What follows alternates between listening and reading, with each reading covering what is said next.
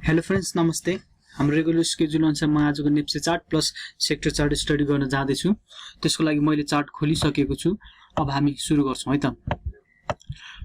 आज नेप्सेको क्लोजिङ छ 1597.72 मा क्लोजिङ भएको छ। आज बुलिश क्यान्डल नै फर्म भएको छ। ग्याप अफ ओपनिङ पनि भएको हो आज, हैन? ग्याप अफ ओपनिङ भएको आजको जुन मार्केटको भोल्युम छ 1 अर्ब 63 करोड लगभग त्यतिको भोल्युम छ। हिजो भन्दा भोल्युम बढेको नै छ। भोल्युम दिन प्रतिदिन गएको 3 दिनदेखि भोल्युम बढ्दै नै गइरहेको छ। त्यही अनुसारले बुलिश क्यान्डल पनि फर्म भइरहेको छ, हैन? र आज जुन मार्केटले जुन हाम्रो रेजिस्टेन्स लेभल थियो 1590 को लेभल, त्यसलाई ब्रेक गरेर माथि क्लोजिङ दिएको छ। 1590 को लेभललाई ब्रेक गरेर 1597 को लेभलमा क्लोजिङ दिएको छ। त्यो लेभललाई ब्रेक गरेर तर आजको जुन भोल्युम छ 20 डेज एभरेज भन्दा बिलो नै हो, तर हिजोको भन्दा भोल्युम चाहिँ बढ्दै नै गइरहेको छ, हैन? र जुन यो रेजिस्टेन्स लेभललाई त ब्रेक गरेर माथि त क्लोजिङ दिएको छ, तर हाम्रो लास्ट स्विङमा जुन यो रेजिस्टेन्स यो 1600 को लेभललाई रेजिस्टेन्सको रूपमा लिएर चाहिँ फल भएको थियो। अब हामीले जुन यो अबको स्विङमा पनि यो 1600 को लेभललाई माथि 1600 लेभल भन्दा माथि विथ भोल्युम सपोर्ट चाहिँ मेन्टेन गर्न सक्छ सक्दैन भनेर चाहिँ हेर्नुपर्ने हुन्छ हो। जुन हाम्रो पुरानो रेजिस्टेन्स यो फिबोको रेजिस्टेन्स अनुसार 1590 त ब्रेक गर्यो, तर अब हामीले चाहिँ यो 1600 लाई चाहिँ ब्रेक गर्न सक्छ सक्दैन चाहिँ हेर्नुपर्ने नै हुन्छ।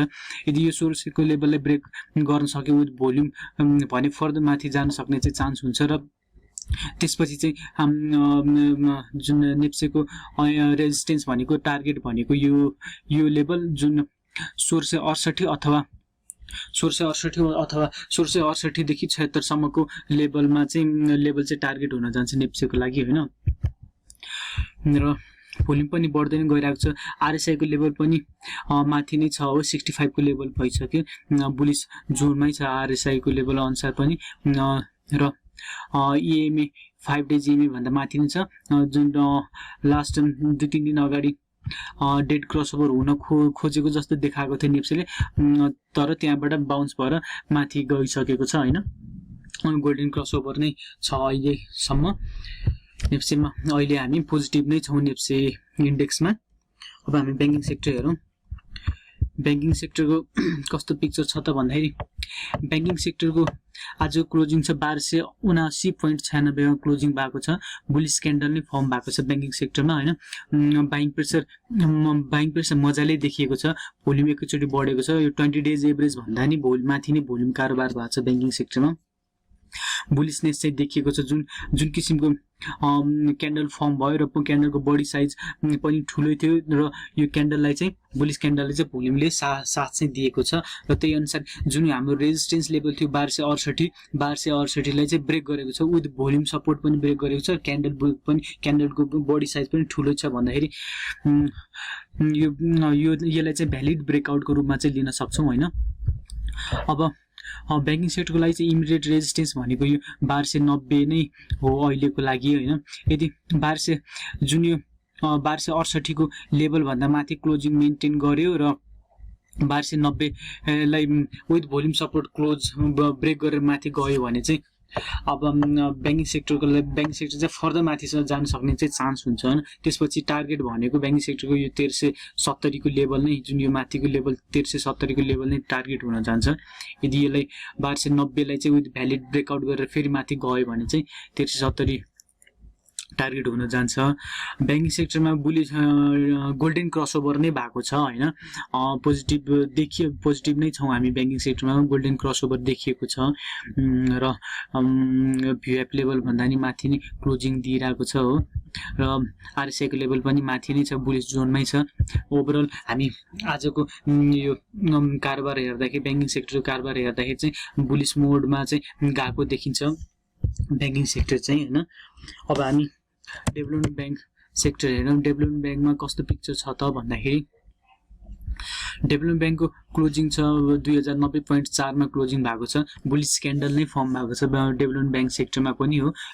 बाइङ प्रेसर जेनेरेट भइ नै रहेको छ, तर भोल्युम खासै देखिएको चाहिँ छैन। तर भोल्युम चाहिँ बढ्दैन, थोरै गरेर भोल्युम चाहिँ बढ्दै नै छ, तर 20 डेज एभरेज भन्दा माथि चाहिँ जान सकेको चाहिँ छैन, हैन? बुलिस क्यान्डलले फर्म भएको छ र डेभलपमेन्ट ब्याङ्कको लागि अब इमिडिएट रेजिस्टेन्स भनेको नजिकी नै सकेको छ हैन जुन 2115 को लेभल छ यो रेजिस्टेन्स लेभल हो अब यसले चाहिँ रिटेस्ट गर्न चाहिँ जान खोजिरहेको छ डेभलपमेन्ट ब्याङ्क सेक्टर अब यसले ब्रेक गरेर माथि जान सक्छ सक्दैन हेर्नु पर्ने हुन्छ यदि विथ भोल्युम सपोर्ट नै ब्रेक गरेर माथि गयो भने डेभलपमेन्ट ब्याङ्क सेक्टर चाहिँ फर्दर माथि जान सक्ने चाहिँ चान्स छ यदि भ्यालिड ब्रेकआउट गरेर माथिको लेभललाई मेन्टेन गर्न सक्यो 2115 भन्दा माथि मेन्टेन गर्न सक्यो भने चाहिँ जुन टार्गेट लेभल भनेको यो 2395 को लेभल नै हुन जान्छ हैन डेभलपमेन्ट ब्याङ्क सेक्टरमा नि पोजिटिभ नै छौं हामी जुन यो भिएफ लेभल भन्दा माथि नै क्लोजिङ भएको छ र 5 डेज EMA भन्दा माथि नै क्लोजिङ छँदैछ हैन त्यसमा समस्या भएन र भोल्युम थोरै बढ्दै नै गइरहेको छ RSI को लेभल पनि बढी नै रहेको छ तर बुलिस जोनमै छ RSI को लेभल पनि हैन तर 70 को लेभल RSI 67 पुगिसक्यो 70 को लेभलमा चाहिँ गएर चाहिँ एकछिन अडिन चाहिँ सक्छ हैन यो 70 को लेभलमा पुग्नु र यो RSI को लेभल 2114 मा पुग्नु ठ्याक्कै त्यही लेभलमा म्याच हुन सक्छ भन्दाखेरि यो 2115 को लेभललाई चाहिँ फेरि एकचोटी रेजिस्टेन्सको रूपमा लिएर त्यो लेभलमा चाहिँ केही समय अड्किन चाहिँ सक्छ डेभलपमेन्ट ब्याङ्क सेक्टर अब हामी फाइनान्स सेक्टर हेरौं फाइनान्स सेक्टरमा कस्तो पिक्चर छ त भन्दाखेरि फाइनान्स सेक्टरको क्लोजिङ छ 844.29 मा क्लोजिङ भएको छ फाइनान्स सेक्टर हो आज क्यान्डल चाहिँ बेरिस क्यान्डल फर्म भएको छ आज र जुन हिजोको क्यान्डलले चाहिँ जुन यो 840 को लेभललाई चाहिँ ब्रेक गरेर जुन 840 को लेभल थियो जुन रेजिस्टेन्स लेभल थियो यसले ब्रेक गरेर माथि क्लोज भएको थियो र त्यो जुन हाम्रो रेजिस्टेन्स लेभल भन्दा माथि नै क्लोजिङ चाहिँ मेन्टेन गरेको छ हैन भोलि बेरिस क्यान्डल फर्म भए तापनि यो रेजिस्टेन्स लेभल भन्दा डाउन तल आएर चाहिँ क्लोजिङ भएको छैन यसलाई चाहिँ सपोर्टको रूपमा नै लिएर नै त्यो लेभल भन्दा माथि मेन्टेन चाहिँ गरिरहेको छ यो चाहिँ पोजिटिभ पार्ट नै हो फाइनान्स सेक्टरमा हैन भोल्युम पनि अब बढी नै छ हिजो भन्दा भोल्युम बढेको नै छ हैन 5 डेज EMA भन्दा माथि नै छ तर बेरिस क्यान्डल चाहिँ देखिएको चाहिँ हो सेलिङ प्रेसर चाहिँ देखिएको हो तर जुन तर हिजोको क्लोजिङलाई चाहिँ मेन्टेन गरेको छ हिजो क्लोजिङ र यो रेजिस्टेन्स लेभल 840 भन्दा माथि नै मेन्टेन गर्नु नै पोजिटिभ पार्ट नै हुन्छ अब यो लेभललाई यो जुन 840 को लेभललाई सपोर्टको रूपमा लिन्छ कि लिँदैन फाइनान्स सेक्टरले यो चाहिँ हेर्नु पर्ने हुन्छ यदि यो लेभललाई सपोर्टमा सपोर्ट लियो र माथि फेरि बाउन्स हुन खोज्यो भने चाहिँ फाइनान्सको लागि अपकमिङ टार्गेट भनेको यो 917 को लेभलसम्म जान सक्ने चान्स यो नै अपकमिङ टार्गेट भनेको यो नै हो हैन अहिलेको लागि अब इमिडिएट सपोर्ट लेभल भनेको 840 नै हो फाइनान्स सेक्टरको लागि अब हामी लाइफ इन्स्योरेन्स सेक्टर हेरौं लाइफ इन्स्योरेन्स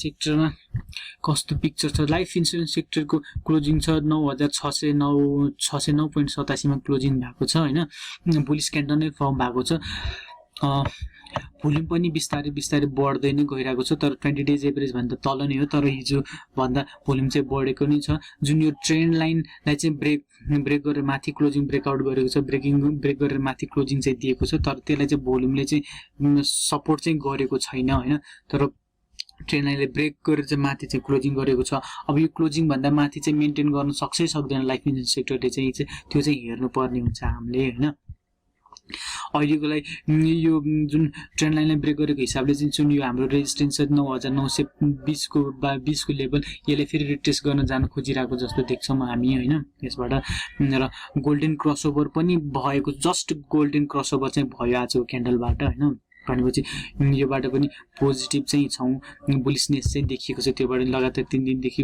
बुलिस क्यान्डल नै फर्म भइरहेको छ लाइफ इन्स्योरेन्स सेक्टर माथि नै गइरहेको छ हैन र RSI को लेभल पनि 57 को लेभलमा पुगिसक्यो यो 50 को लेभललाई 50 बाट तलबाट क्रस गरेर माथि माथि आइरहेको छ भन्दा बुलिसनेस चाहिँ छ लाइफ इन्स्योरेन्स सेक्टरमा अलि राम्रो भोल्युम देखियो भने चाहिँ फर्दर माथि जान सक्ने चाहिँ चान्स छ लाइफ इन्स्योरेन्स सेक्टरमा हैन अहिलेको लागि रेजिस्टेन्स लेभल भनेको अहिले यो 9695 यो लास्ट स्विङको हाई नै यो भन्दा माथि क्लोजिङ भयो भने चाहिँ फर्दर माथि जान सक्ने चाहिँ चान्स चाहिँ बढी छ लाइफ इन्स्योरेन्स सेक्टरमा हो र जुन यो ट्रेन्ड लाइनलाई ब्रेक गरेर माथि क्लोजिङ दिनु पनि पोजिटिभ पार्ट नै हो आजको हैन।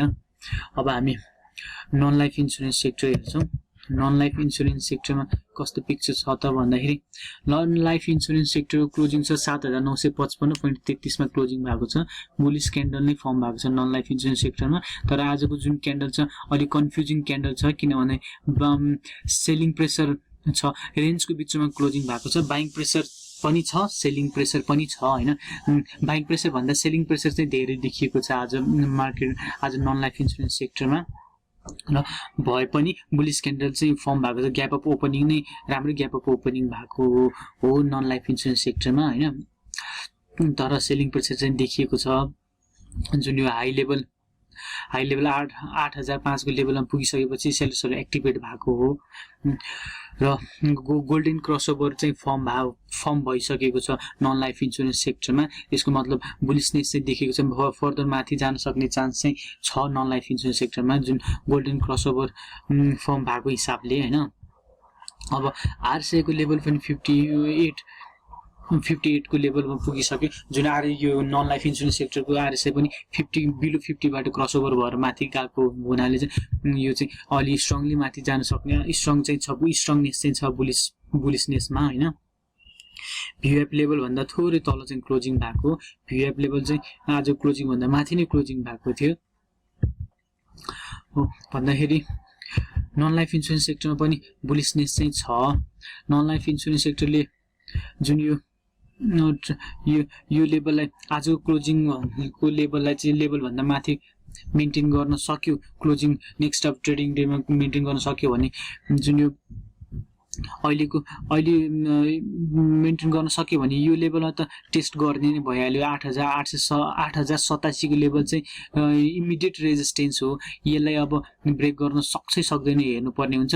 यसलाई चाहिँ ब्रेक गरेर विथ भोल्युम ब्रेक गरेर माथि गयो भने चाहिँ अपकमिङ टार्गेट भनेको यो नै हुन जान्छ 8560 को लेभल नै हो। 8550 जुन यो रेड लाइन छ 8550 को लेभल चाहिँ टार्गेट हुन जान्छ नन लाइफ इन्सुरेन्स सेक्टरको लागि हैन। भनेपछि नन लाइफ इन्सुरेन्स सेक्टरमा चाहिँ बुलिसनेस चाहिँ देखिएको छ। नन लाइफ इन्सुरेन्स सेक्टरमा पनि बुलिसनेस चाहिँ देखिएको छ, अरू सेक्टरमा पनि देखिएको नै छँदैछ हैन। अब हामी माइक्रो फाइनान्स सेक्टर हेरौँ। माइक्रो फाइनान्स सेक्टरको क्लोजिङ छ 2535.16 मा क्लोजिङ भएको रहेछ हैन। बुलिस क्यान्डल फर्म भएको छ, तर क्यान्डलको बडी साइज चाहिँ सानै छ भन्नाले यो इन्डिसिजन मोडमै छ हैन। एउटा डिरेक्सन चाहिँ लिएको छैन, माथि जान त खोजेको छ तर स्ट्रङली बुलिसनेस चाहिँ देखाएको छैन। कन्फ्युजिङ मोडमा छ माइक्रो फाइनान्स सेक्टर हैन। यो डेड क्रसओभरको कन्डिसनमै छ, गोल्डन क्रसओभर भइसकेको छैन माइक्रो फाइनान्स सेक्टरमा। र जुन हाम्रो रेजिस्टेन्स थियो 2532 को रेजिस्टेन्स थियो हाम्रो इमिडिएट रेजिस्टेन्स, त्यसलाई जस्ट ब्रेक गरेर माथि क्लोजिङ दियो। तर यो जुन ब्रेक गरेर माथि गएकोमा चाहिँ बुलिसनेस चाहिँ छैन। सानो क्यान्डलले थोरै पोइन्टले माथि गएर जस्ट माथि गएर क्लोजिङ चाहिँ भएको, तर भोल्युमले पनि सपोर्ट गरेको छैन। भोल्युम देखिएको छैन, 20 डेज एभरेज भन्दा बिलो नै छ र हिजोको भन्दा नि थोरै भोल्युम डाउन चाहिँ भएको छ हो। र आरसीआई को लेभल अनुसार पनि आरएसआईले जस्ट 50 लाई क्रस गर्यो र 50 को लेभलमा नै 50-51 को लेभलमा नै मेन्टेन भइरहेको छ। भनेपछि माइक्रो फाइनान्समा त्यति साह्रो बुलिसनेस चाहिँ देखिएको छैन हैन। अब हामी भोल्युम हेर्छौँ, भोल्युम जेनेरेट हुँदै जान्छ कि अब भोल्युम जेनेरेट राम्रो बाइङ प्रेसर देख्दै गयो भने चाहिँ माथि जान सक्ने चान्स छ। अहिलेको लागि चाहिँ हामी त्यति बुलिसनेस चाहिँ देखिएको छैन माइक्रो फाइनान्स सेक्टरमा हैन। अब हामी म्यानुफ्याक्चरिङ सेक्टर हेरौँ। म्यानुफ्याक्चरिङ सेक्टरको कस्तो पिक्चर छ त भन्दाखेरि म्यानुफ्याक्चरिङ सेक्टरको क्लोजिङ छ 3028.27 मा क्लोजिङ भएको छ। बेरिस क्यान्डल नै फर्म भएको छ र आज म्यानुफ्याक्चरिङ सेक्टरमा सेलिङ प्रेसर चाहिँ धेरै नै छ हैन। जुन हाई लेभल सेलिङ प्रेसर छ र लास्टमा क्लोजिङ चाहिँ लोमा नै लगभग लोमा नै क्लोज गराइदिएको छ।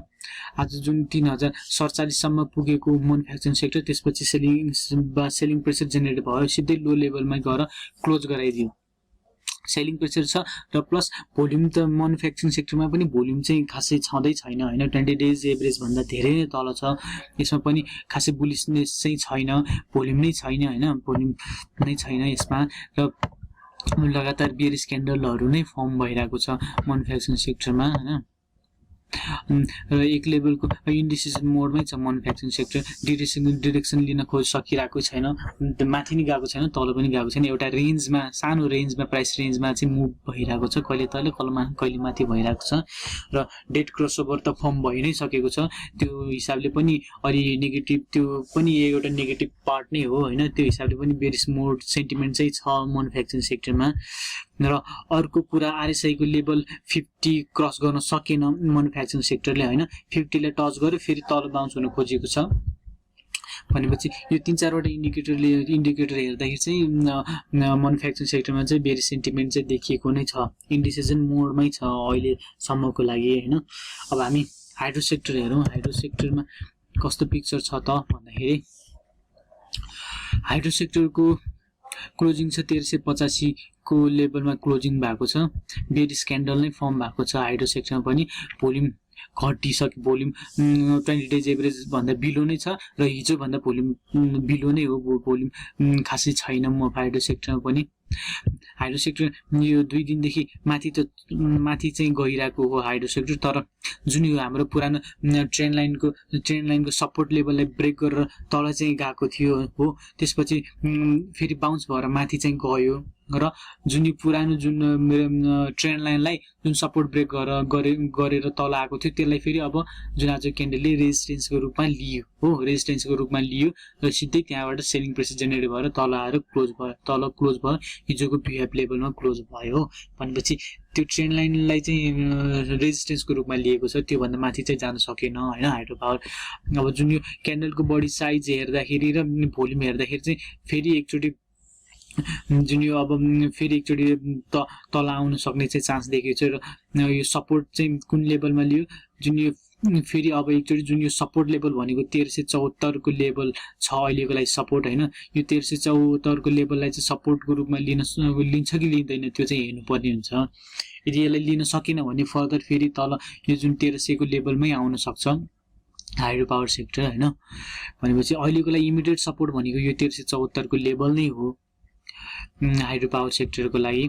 र फर्दर अब माथि हाइड्रो पावर सेक्टर चाहिँ माथि जानको लागि यो ट्रेन लाइनको रेजिस्टेन्स लेभलले चाहिँ ब्रेक गरेर माथि जानुपर्ने नै हुन्छ। यदि फर्दर माथि ब्रेक गर्यो भने चाहिँ टार्गेट हाम्रो 1587 को लेभल हुन जान्छ हाइड्रो सेक्टरमा, जुन हाम्रो फेरि एकचोटि यो रेजिस्टेन्स लेभल 1587 को लेभल छ, त्यहाँ चाहिँ एकचोटि फेरि टेस्ट गर्न चाहिँ जान सक्ने चान्सेस छ हाइड्रो पावर सेक्टरमा हैन। र अब हामी होटल सेक्टर हेरौँ, होटल सेक्टरमा कस्तो छ त पिक्चर भन्दाखेरि होटल सेक्टरको क्लोजिङ छ 1748 मा क्लोजिङ भएको छ, बेरिश क्यान्डल नै फर्म भएको छ होटल सेक्टरमा हो। होटल सेक्टरले एउटा इन्डिसिजन मोडमा छ, कुनै डिरेक्सन लिइरहेको छैन, एउटा सानो रेन्ज प्राइस रेन्ज बाउन्डमा चाहिँ मुभ भइरहेको छ होटल सेक्टर हैन। र होटल सेक्टरको लागि चाहिँ अहिलेको सपोर्ट लेभल भनेको यो नै हो, 1330 को लेभल नै सपोर्ट हो। फर्दर डाउन भयो भने 1330 सम्म जान सक्छ र इमिडिएट रेजिस्टेन्स अहिलेको लागि 2800 को लेभल चाहिँ रेजिस्टेन्सको रूपमा लिन सक्छ होटल सेक्टरको लागि हैन। आरएसआई को लेभल पनि डाउन नै भयो, डाउन थोरै तल गइसकेको छ, 50 को लेभल 54 को लेभलमा गइसकेको छ हैन, 50 को लेभलसम्म जान सक्ला। र भोल्युम चाहिँ छैन होटल सेक्टरमा, भोल्युम खासै छँदै छैन हैन, भनेपछि होटल सेक्टरमा त्यति चाम चाहिँ देखिएको छैन र अहिलेको लागि होटल सेक्टर इन्डिसिजन मोडमै छ हैन। अब हेरौँ यो जुन यो होटल सेक्टर यो रेजिस्टेन्स लेभल 1800 को रेजिस्टेन्स लेभललाई चाहिँ ब्रेक गर्न सक्छ सक्दैन चाहिँ हेर्नुपर्छ। यदि यसलाई ब्रेक गरेर विथ भोल्युम सपोर्ट जान सक्यो भने चाहिँ नेक्स्ट रेजिस्टेन्स लेभल भनेको 1950 हुन जान्छ भनेपछि ओभरअल नेप्से इन्डेक्स चाहिँ पोजिटिभ नै छ ओभरअल हेर्दाखेरि हैन, माथि जान सक्ने चाहिँ चान्स चाहिँ देखिएको छ। आजको हाम्रो यो स्टडी यति नै गरौँ। यदि हजुरहरूले यो च्यानललाई सब्स्क्राइब गर्नु भएको छैन भने सब्स्क्राइब गरिदिनु होला, जसले गर्दाखेरि daily NEPSE chart plus sector chart study हजुरहरूबाट मिस नहोस्। Thank you.